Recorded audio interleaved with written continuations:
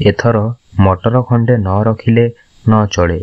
ବୁଝିଲ ସରୋଜ, ବଳିଦତ୍ତ କହୁଥିଲା। ଆଉ ଉତ୍ସାହରେ ଅନେଇ ରହିଥିଲା ସରୋଜିନୀ ମୁହଁକୁ। ସେଠି ଟିକିଏ ହସ, ସେହି ତାର ଆତ୍ମପ୍ରତ୍ୟୟ। ଭଗବାନ ହସିଛନ୍ତି। ଆଉ ପାହାଚେ ଗଲେ କପାଳରେ ଥିଲେ ଆମେ ବି କମ୍ପାନୀର କେଉଁ ପେଣ୍ଠରେ ବଡ଼ ସାହେବ ହେବା। ଠିକ୍, ଭଗବାନ ହସିଛନ୍ତି। ସରୋଜିନୀ କହିଲା, ଏଥର ମଟର? ନା କ'ଣ? ଏଥର ମଟର ରଖିଲେ ଭଗାରୀ କଥା ହାଣିବେ ନାହିଁ। ଯାହାକୁ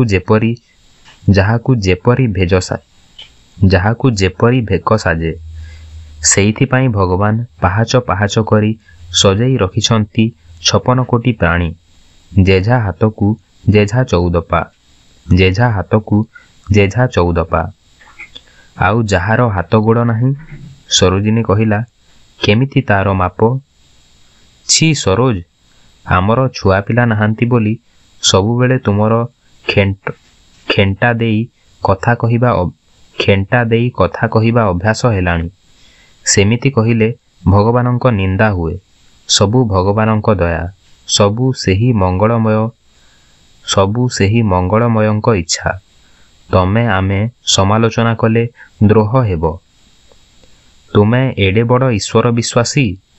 ସତରେ କାଳେ ବୈରାଗ୍ୟ ମାର୍ଗ ଧରିବ ବୋଲି ଭୟ ହେଉଛି। ମାଲୋ, କଥାକେ ଭଗବାନ।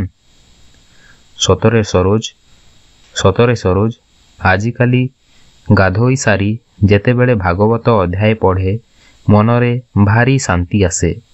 କିଏ କଲା ଭାବିଲ ଟିକିଏ। କରି କରାଉଁ ଥାଏ ମୁହଁ, ମୋ ବିନୁ ଅନ୍ୟ ଗତି ନାହିଁ। ଆରମ୍ଭଟାକୁ ନିଘା କରେ କାହିଁ କେତେ ତଳେ। କେତେ ଲୋକ ଆମେ ଏକାଠି ଚାକିରି ଆରମ୍ଭ କରିଥିଲୁଁ।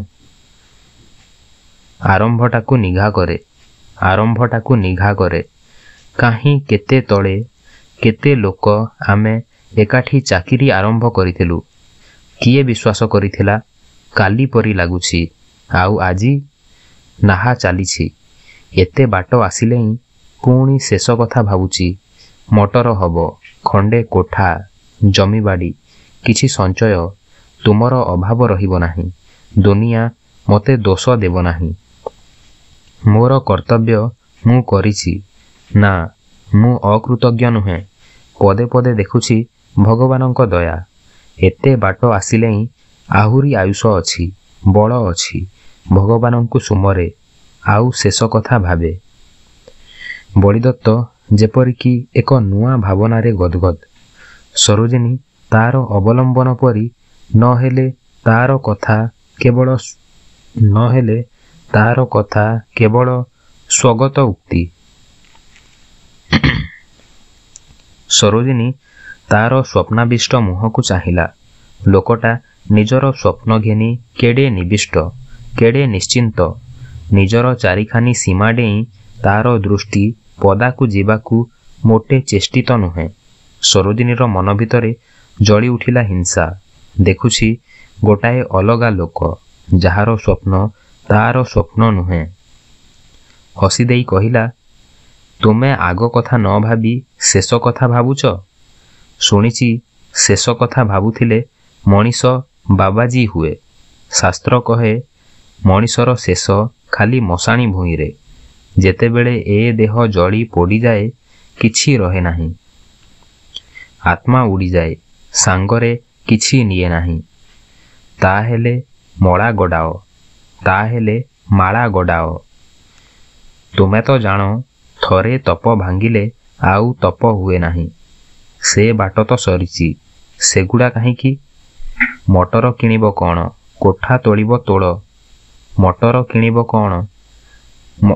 ମଟର କିଣିବ କିଣ, କୋଠା ତୋଳିବ ତୋଳ। ବାବାଜୀ ହୁଅ ନାହିଁ। ନା, ବାଜେ କଥା ଛାଡ଼। ଏଇ ଦେଖ କେଡ଼େ ହର୍ବର। ଏଠୁ ଡିପୋକୁ ଚାଲି ଚାଲି ଖରାରେ ଯିବା ଅସୁନ୍ଦର ଯେତିକି, କଷ୍ଟ ସେତିକି। କୁଆଡ଼େ ବାହାରିଲେ ନିଜର ମଟର ନ ଥାଇ କି ଯେ ଅସୁବିଧା ଆଉ କ'ଣ କହିବି। ତୁମେ ତ ସବୁ ବୁଝୁଛ। ଭାବୁନା ମଟରଟାଏ ପ୍ରୟୋଜନ ନାହିଁ? ନିଶ୍ଚୟ ଅଛି। ସେ କଥା ପଚାରୁଛ? କିନ୍ତୁ କିଣିବ ଯଦି ତେବେ ମିଷ୍ଟର ଶର୍ମାଙ୍କ ଗାଡ଼ି ପରି ବଡ଼ ଗାଡ଼ି ଯଦି କିଣନ୍ତ ତେବେ ସିନା। ଜାଣିଛ କେଡ଼େ ଆରାମ ସେ ଗଦିରେ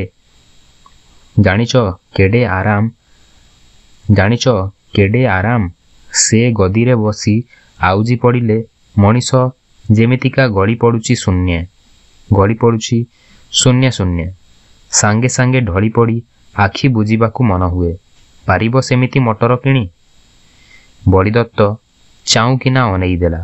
ଲାଗିଲା କାନମୁଣ୍ଡାରେ ଯେପରିକି ଆଉଟା ତାତି। ଛାତି ଦବି ଦବି ଯାଉଛି। ଶୂନ୍ୟ ଗହଳ ପଡ଼ୁଛି। ସତେ ଅବା ସରୋଜିନୀ ସଙ୍ଗେ ସଙ୍ଗେ ତାର ଅନ୍ତରାତ୍ମା ଗଳି ପଡ଼ି ହଜି ଯାଉଛି। ଏଇ ତାର ସ୍ତ୍ରୀ। ସେ ଶର୍ମାଙ୍କ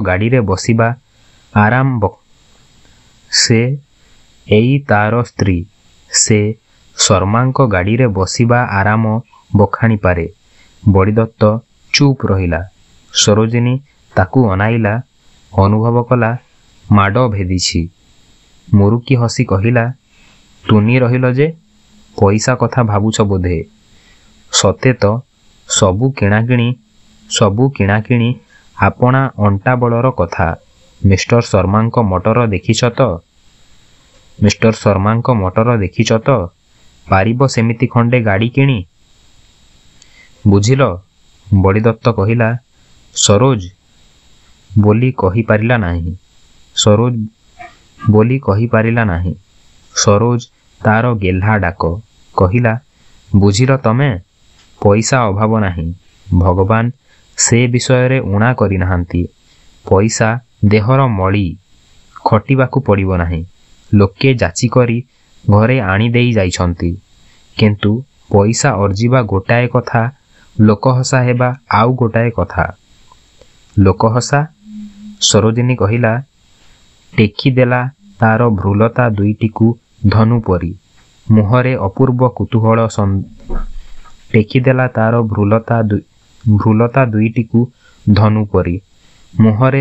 କୁତୂହଳ ସନ୍ଧାନ କରି ଜଗତ ଜିତା ମୁହଁ କରି କହିଲା, ବଡ଼ ଗାଡ଼ି କିଣିଲେ ମଣିଷ ଲୋକହସା ହୁଏ।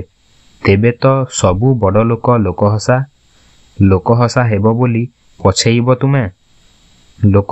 ବୋଲି ପଛେଇବ ତମେ।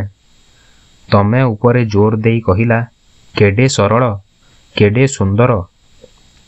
ତଥାପି ବଳିଦତ୍ତ ଚାହିଁ ସତେକି ଅନୁଭବ କଲା, ବିଶ୍ଳେଷଣରେ ଦିଶେ ସରଳତାର ଉପାଦାନ ପରସ୍ତ ଜଟିଳତାରେ ପୂର୍ଣ୍ଣ। ଭିତର ଜଳି ଆସିଲା। ସାଫଲ୍ୟବାଦୀ କର୍ମଚାରୀର ଭେକ ଖସି ପଡ଼ିଛି। ଜଣେ ସାଧାରଣ ମଣିଷ। ପୁଣି ସେହି ମୁହଁଟିକୁ ଚାହିଁ ଆସ୍ତେ ଆସ୍ତେ ନିଭି ଆସିଲା। ସରୋଜିନୀ ହସୁଛି ସେଇ ମୁହଁକୁ ଚାହିଁ। ସବୁ ସେ ଭୁଲିପାରେ।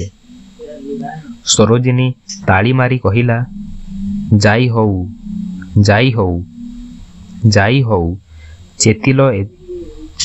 ହଉ ଚେତିଲ ଏତେ ଦିନକେ। ମୁଁ କୋଉ ଆଗରୁ ଲଗେଇଛି ମଟର ଖଣ୍ଡେ କିଣ। ସବୁବେଳେ ଫାଇଲ ଆଉ କାମ। ମଟର ହେଲେ ତୁମକୁ ଓଟାରି ନେଇ ବୁଲେଇ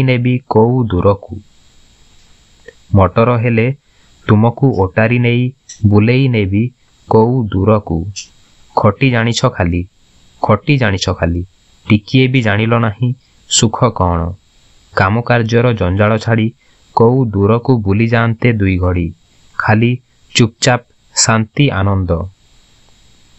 ବଳିଦତ୍ତ ଖୁସି ହେଲା। ସବୁଦିନ ପରି ତାର ପାରିଲାପଣ ବ୍ୟାଖ୍ୟା କରି ନିଜକୁ ବିସ୍ତାରି କହିଲା, ଜାଣିନ ସବୁ କଥା। ଏଇ ମଟର କ'ଣ ହାତକୁ ପଡ଼ୁଛି? କହିଲି ସେଠଜୀ, ଖଣ୍ଡେ ମଟର ନ ରଖିଲେ ବଡ଼ ଅସୁବିଧା ପଡ଼ୁଛି। ବୁଝୁଥିବ ଯାହା କଥା କହୁଛି। କହିଲା ବୁଝୁଥିବ ଯାହା କଥା କହୁଛି। କହିଲା ବାବୁजी ବହୁତ ଖୁବ୍। जो फरमाइल बहुत खूब। जो फरमाइए बास होई गला।